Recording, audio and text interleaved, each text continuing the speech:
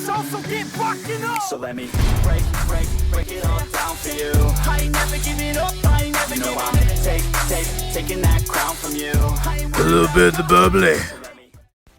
Hi guys, how's it going? It's the FPL Penguin back again with another video for you all. In this video, it's going to be kind of like a podcast just to talk to you guys about the upcoming game week 3, and also talk about some players who we should be keeping an eye on during the next couple of games or for the rest of the season. So, this is how my team's line up, guys, and I'm pretty happy with it. If you watched my last, my video before that, and where I had KDB coming for Aubameyang, and also Timo Werner coming back into the side after he used that wildcard in game week 2. He's coming back into the team as well. So that's the team I'm going for game week 3. I took a first hit of the season, so I'm just hoping I do well this game week, better than the last game week. So I want to talk about a few things, get a few things off my chest. We know Leeds. Let's talk about Leeds. Leeds United doing pretty alright, goal scoring wise, the first 2 game weeks. They've scored about, how many goals? They scored 3 against Liverpool, and they scored 4 against, so they scored 7 goals in total in the first 2 game weeks, which is really something. 3 against the champions as well. That's my team, Liverpool. So the manager, Leeds manager's really got this team up and running, ready for a fight for this season, their first season back in the Premier League in 16 years. So I'm very, very intrigued to see what else they can do. Now, fair enough, it was Fulham in game week 2, who they beat 3-0 last season at Elland Road. But Fulham really gave them a tough game, and that the defence does worry me a bit for as a Dallas owner, as a Leeds defender, asset owner. But he can get those attacking returns, I'm sure. Same with Ayling as well. But you're looking at players like Klitsch, who takes penalties as well. Midfielder Harrison didn't have a particularly great game FPL-wise against Fulham. And you also got Bamford. Now, I really would have loved to have brought in Bamford in game week 1. Now, a few people know I went on about him in my game week 1 draft. I really wanted Bamford in my team. But when they signed Rodrigo, it just put me off, basically. It just put me off because I was worried, because they always play one striker up front. And Rodrigo, who's got the experience of the Champions League, didn't have a great season with Valencia, if you look at his stats. But I really did like the look of Bamford, and well, unfortunately I didn't go for him, and he's scored 2 goals now and assisted once, if I'm correct. That way around, he scored against us, so I'm pretty gutted about that. But I think with Leeds, they've got Manchester City, they've got this week they've got the Yorkshire derby, Sheffield United away. No Egan for Sheffield United, so that's going to be fun as well.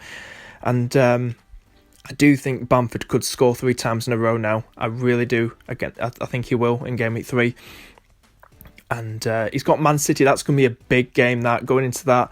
That's game week 4. So it's really intriguing to see how they'll do. But I think defensive-wise, they're slowly getting there. I think they're going to sign another defender. I'm not too sure. I think I've heard something. They're going to sign another defender. But the attack just looks great, doesn't it? It just looks really, really good. Now, if you judge them because they're both Yorkshire, Sheffield United and Leeds, we know Sheffield United last season, they had a really tight defence, only conceded 30-odd goals. They finished really well in their first season back in the Premier League. But their attack was pretty crap, as we know, last season, Sheffield United. Now, if you look at Leeds, it's a bit of the opposite right now. Fair enough, they had Liverpool in game week 1, but it's going to be intriguing, and I really do like the way this manager sets his team out. I really do, and I really do think he's going to be Leeds are going to be a bogey team for a lot of Premier League teams this season. I really do. They were a bit of a bogey team for us, should we say, game week 1. So I'm interested to see what he can do. Talk about Wolves as well. They got the likes of Podence, and they signed, I think they signed him. If anyone wants to confirm that, I think they signed Semedo from Barcelona. What a player he is, and I think he'll be a really, really good replacement for Doherty. They just signed him. He's a right back, so Traore will push back into that right wing now up front, and Semedo will be in that attacking role because they play unlike Barcelona, an attacking fullbacks they do in their team. So Semedo will slot himself into that position, and I think he'll thrive in that, having Traore up there as well. And I think that will really annoy teams. Annoy left backs or anyone playing on the left hand side on the opposition team, having that speed, that agility, that strength. I think that will that's going to be a real headache for a lot of opposition teams. I really do think that. So yeah, I think Wolves are really getting some alright replacements in at the minute. Podence, he could do a good job. It could be a good replacement, should I say, for Jota, who's gone to Liverpool now. So I think Podence, because he got an assist in game week 2, he looked good in game week 1 as well. So I am tempted. I'm going to be tripling up. Hopefully by game week 4, I'll have Jimenez in for Watkins. So I'll have a triple Wolves for those lovely fixtures, because in game week 4 they've got Fulham at home. So I'm looking forward to those lovely fixtures, guys. I really am. I think Podence will go. A lot of people talk about NATO as well. Where's he going to fit in? Is he going to be a bench warmer? Is he going to come on and be that impact sub? I think it's going to be that, guys, with Wolves. I feel it's going to be Semedo on the right, Vinagre or Marcel, how you pronounce the name, the new guy, at left back, and Traore right wing, and then Podence left wing. And then NATO will be that impact sub. He's very good, but I don't feel he'll start many. I think he'll probably, a bit of rotation, but he won't be a regular starter up front. I think it'll be Podence, Jimenez and Traore up front for Wolves in that 3. Who else should we talk about, guys? Now, I want to talk about as well the Everton assets. That's a good talking point as well, because Everton have been doing very well. Ancelotti signing Alan Decore, James Rodriguez, very underrated James Rodriguez. Now, service I keep talking about. I was one of that 6% in game week 1 who brought DCL in, and I've not looked back. Scoring, he's got 4 goals this season, 1 against Spurs and a hat-trick against West Brom. And I really do like the lad. And I'm keeping it. Now he's at 20-odd%, 25, 26% now, owned. Probably higher as I'm making this video for you all. And he was 6% when I brought him in game week 1, and I really do like the lad. So I was well chuffed with the hat-trick points against West Brom. I was pretty gutted by taking Pereira out, but it was pretty much a 1 week punt. I don't like his 6 million price tag. I feel he could do well, but I don't think West Brom will do well attacking wise as Leeds. So with Everton assets, James Rodriguez, I think he's 7.6 million. Has he gone up in price? I'm not too sure, but it was 7.5 if I'm correct. And I would love to double up on Everton attack, but as you know, I've already used my wild card. But I think Everton's fixtures look nice. The start of the new year, 2021. So that's when we get, just before that, we get our second and final wild card. So maybe I'll do that and double up on Everton attack by having DCL and James Rodriguez as well in that team.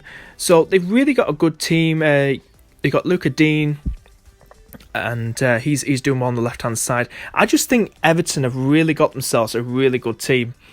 And I think they'll do well under Ancelotti. So I think it's a good time to have probably double Everton attacking for the next couple of game weeks as well, because it's going to be interesting to see how they do against Crystal Palace away. Crystal Palace beat Manchester United 3-1. Crystal Palace beat Southampton 1-0.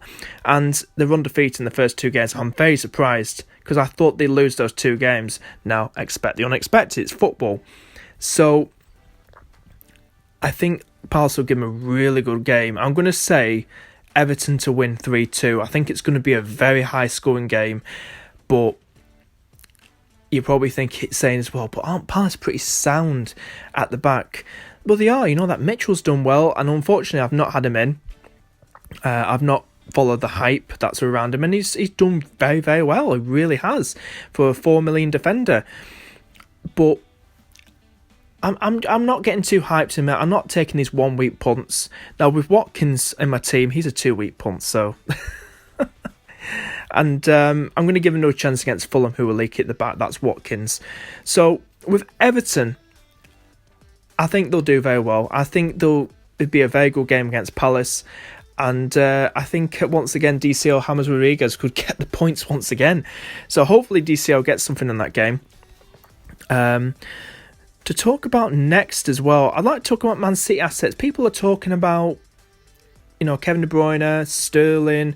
Now, a lot of people, I know what they're doing. They're swapping out either Bruno or mostly Aubameyang for KDB going into Game Week 3. And that's great. That's what I'm done. I've taken Aubameyang out. Now, I'm not saying Aubameyang won't do anything against us, Liverpool, in game. I think he could possibly score. And I think he's scored against in the Community Shield, if I'm correct. I'm not too sure, can't remember now. But he's in good form, not top form, but good form at the minute, Aubameyang. But I'd rather have KDB. You've seen what he did against Wolves.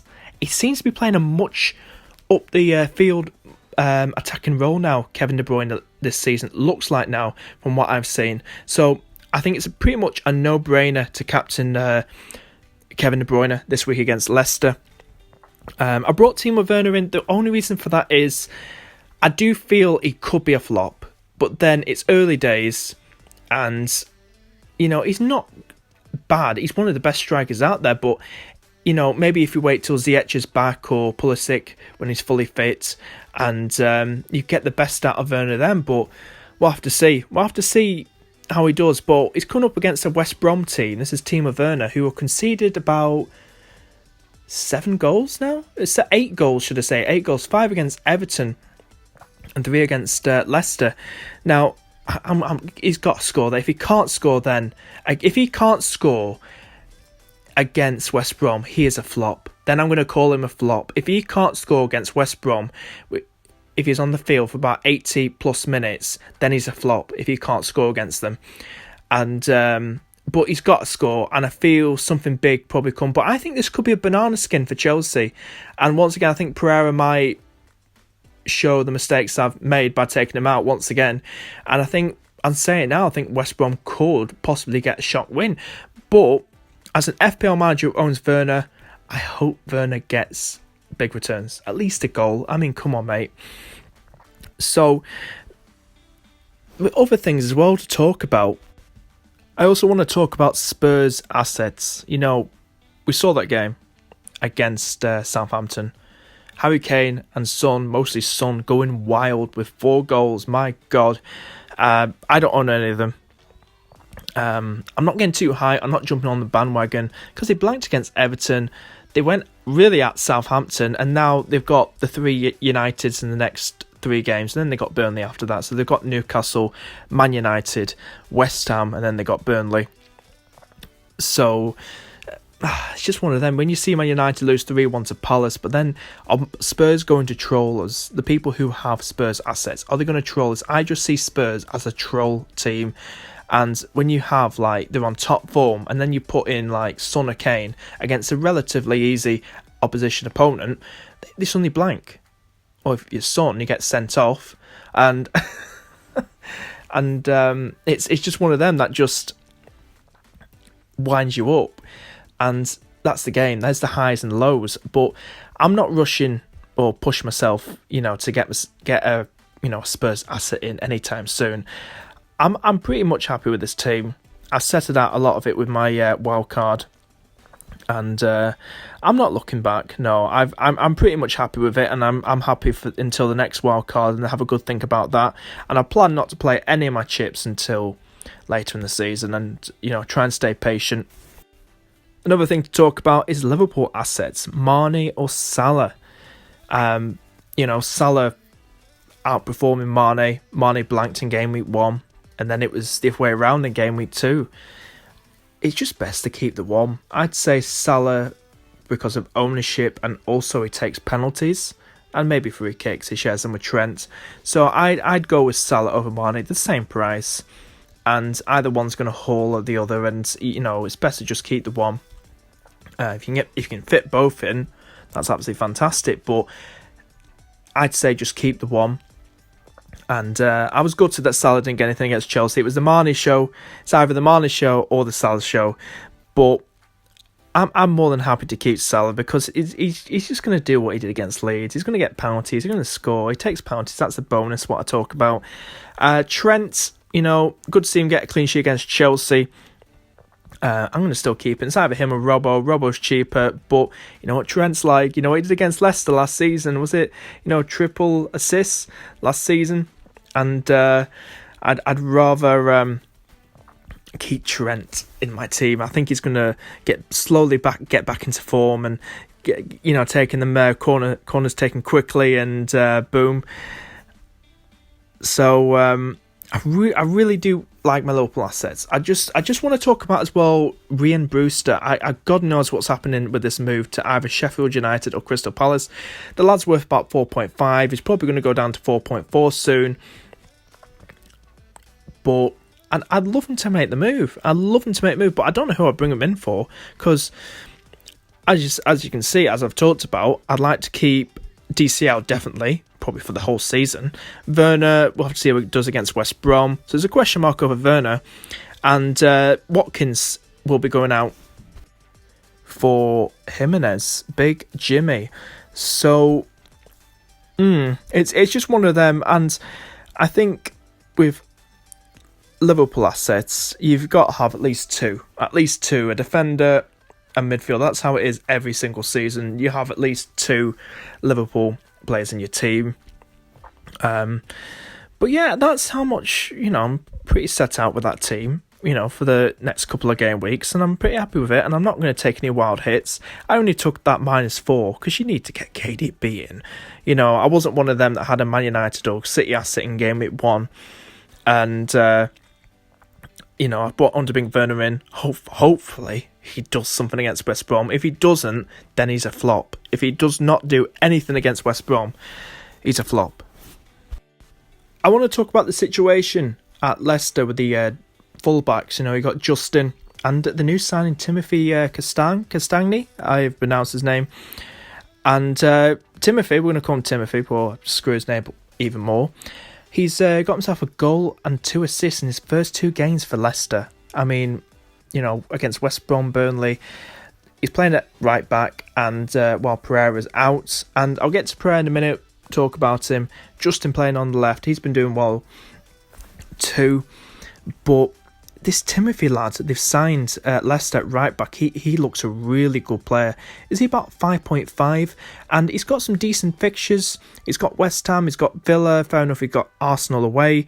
He's got Leeds. So if you're playing your wild card, you definitely look at Timothy, the right back for Leicester. He looks a good player, really good player, and he's getting them returns straight away with a goal and 2 assists. And I think you should definitely look at it. If you're thinking of playing your wild card, he'd be a good one to have for those fixtures against West Ham, Villa, if you want to try it against Arsenal as well, but then Leeds after that as well. So do have a think about getting him in.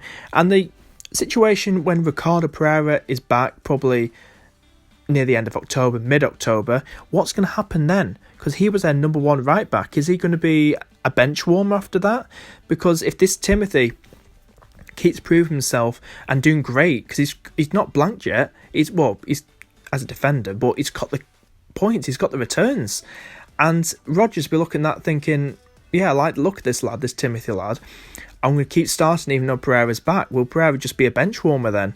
And then will Justin stay on the left? This Timothy lad, I think he can play on the left-hand side as well, left back. But if these two keep performing well, him and Justin, will Ricardo Pereira become a bench warmer?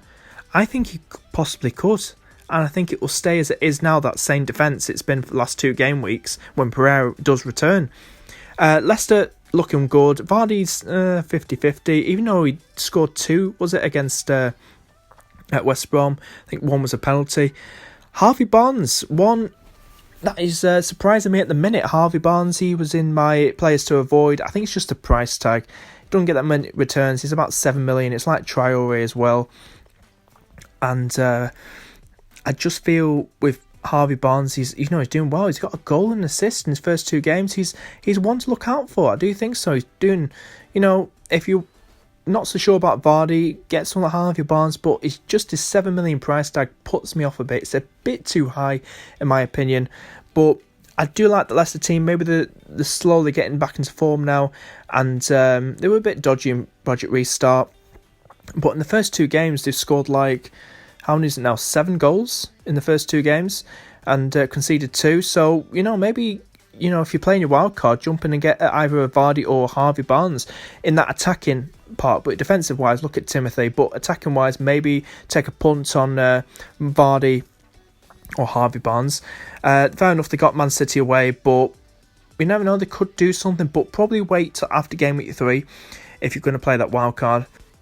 Right, guys, I'm going to wrap it up there. Hope you enjoyed this podcast video, whatever you want to call it, and hopefully do more of these. And please do give it a like, please share, please subscribe, and see you guys next video. Hope game week 3 goes your way. See you later, guys. So let me break it all down for you. I ain't never giving up, I ain't never You know giving I'm up. taking that crown from you. A little bit of the bubbly.